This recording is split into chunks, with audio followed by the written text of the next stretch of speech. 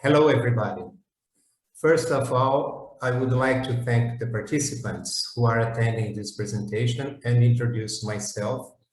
My name is Carlos Pinedo from Brazil. The presentation is on abrasion wear resistance of low temperature plasma nitride Inconel 625. Authors are Luis Varela, Michel Ordonez, Carlos Pinedo, and Professor André Paulo Chipitin. Inconel 625 is a nickel-based superalloy widely used in high-performance components for petrochemical, nuclear, navy, and aerospace industries. Due to its superior combination of strength at high temperatures and excellent corrosion resistance. For some requests, where outstanding wear resistance is required, the surface properties are not high enough to guarantee the best performance. Therefore, the tribological surface properties on this alloy may be enhanced by surface treatments. Low temperature plasma nitride has proved to be a thriving option to increase surface hardness, tribological properties, and the component's life performance without reducing the corrosion resistance.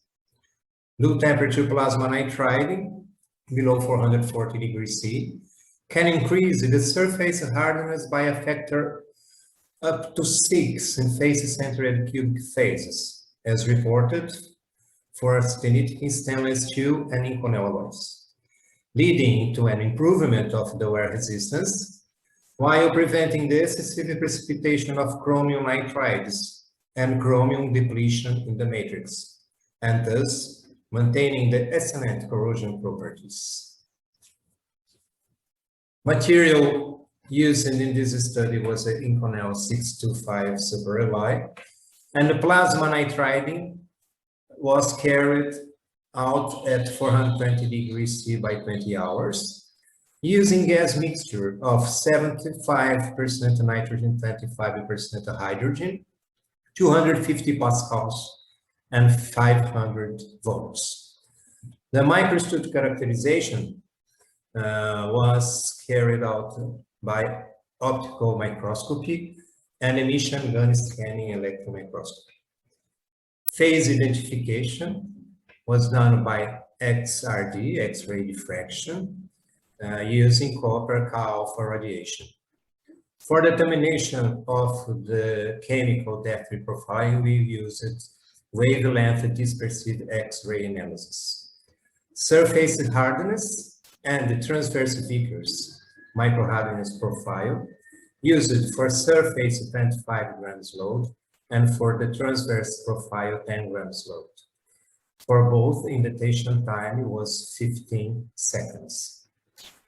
Microabrasion tests was carried out in microscale abrasion test meter with the full free ball configuration using counterbolt of steel 5200 and silicon carbide particles dispersed in distilled water.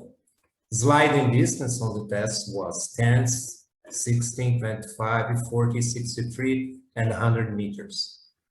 Scratch tests carried out using Rockwell-C indenter, employing a linearly increased normal force from a preload of 1 Newton up to a load of 50 Newtons at constant speed of 0.16 millimeters per second. The results, as observed on microscopy, showed the nitride surface composed by a layer of nitrogen supersaturated expanded austenite. The layer is homogeneous along the surface with an average depth of 7.2 micrometers. On XRD pattern for the not nitrided surface, we can observe only the face-centered cubic austenite peaks, while after plasma nitriding at 420 degrees, it's possible to observe in green peaks corresponding to expanded austenite that are shifted to left to lower angles and broader than the original ones. Chromium nitride with low intensity peaks were also observed. As a result of the supersaturation on the nitrided case, it's possible to observe a strong surface hardening, up to 4 times on the nitrided case. As we see, the not nitrided state is 250 Vickers, increasing to 915 Vickers after nitriding. Such high hardening effect is due to the supersaturation of nitrogen on the nitrided case that causes an excess of compression residual stresses on expanded austenite. On the chemical composition profiling, it's easy to observe here the high content of nitrogen on nitrided case. Here marked in red is the nitrided case depth, and the nitrogen content is around 24 atomic percent up to 3.5 micrometers, and a diffuse behavior on the lowering nitrogen content toward the core where the content is 0. So high content of nitrogen on expanded austenite is responsible for the transverse hardening effect observed in the figure B, where the maximum hardness achieved was more than 900 Vickers. This hardening effect is very important for the increase on wear resistance.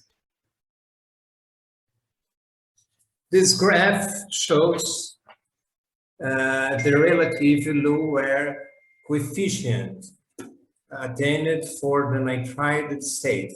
We can see here the two results for the not nitrided and nitrided, where after 100 meters of sliding, the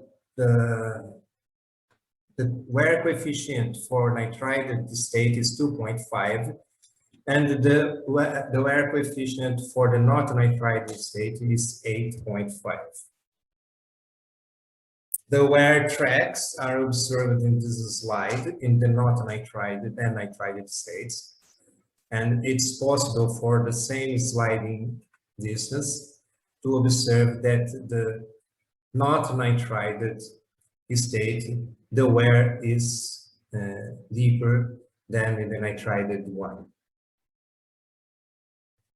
As a detail, we have here an example of the rolling abrasion along the grooves. For the not nitrided state with 25 meters and the plasma nitrided state at 40 meters. And again, we can see the high wear resistance on the nitriding state after the wear test. Regarding to scratch test, we have here the comparison of a coefficient of friction in the nitrided and not nitrided states. It's clear on this figure that the coefficient of the friction for the nitrided state is much lower than not nitrided one. And for nitrided state, the coefficient of friction increased from 0.06 to 0.17 during the first 2.2 millimeters of track length, corresponding to 22 newtons load. From this point here, the coefficient of friction changed this load and increased continuously up to 0.45 at the load of 44 newtons. In contrast, for the non-nitrided sample, the coefficient of friction increased steadily from 0.06 to 0.45. The coefficient of friction at the end of the scratch tests for the non-nitrided and the nitrided state were quite the same, most probably due to penetration of the diamond tip on depths beyond the thickness of the nitrided layer. Here we have the tracks of the scratch tests observed on a scanning electron microscopy, and the four non-nitrided sample A and B, microploughing and microcutting micromechanisms were observed. In A, it's possible to observe the pilot formation in evidence in both sides, as well as the probe at the end of the scratch. In B, particularly, shows the evidence that microcutting was predominant with the lateral end and the sheet formation. Additionally, it's possible to observe an intensive plastic deformation and slip band formation. For the nitrided samples, figure C and D, it's possible to find that first cracks formed at a critical load of 11 newtons. This condition can be seen that the cracks propagated perpendicularly to the scratch movement. It was observed that with increasing load, the cracks increase and also the crack spacing decreases. Additionally, a cohesive failure in the nitrided sample was observed at critical load of 22 newtons, and as figure C. Accordingly, it's possible to conclude that the main mechanism of failure mode is tensile cracking, due to the tensile stresses developed in the nitrided layer as a result of plastic deformation and material pileup. Finally, the microstructure, micro-hardness, scratch resistance, and microabrasive wear resistance of the plasma nitrided Inconel 625 allow to the following conclusions.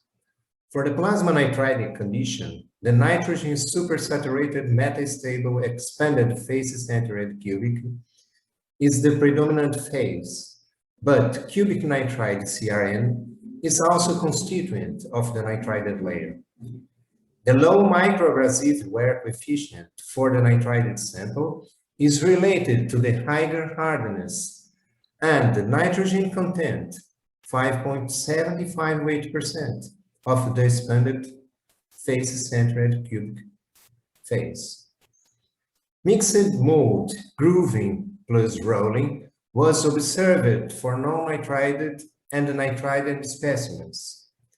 The low coefficient of friction exhibited for the nitrided specimens is related to the increase on the elastic response of the nitrogen expanded austenite phase, high top surface hardness of 930 Vickers, and the improvement on the load-bearing capacity, which results in lower scratch depths, minor plastic deformation, and lesser piling up. The main failure mechanisms observed on the nitrided layer operating during scratch was tensile cracking. Thank you very much for your attention.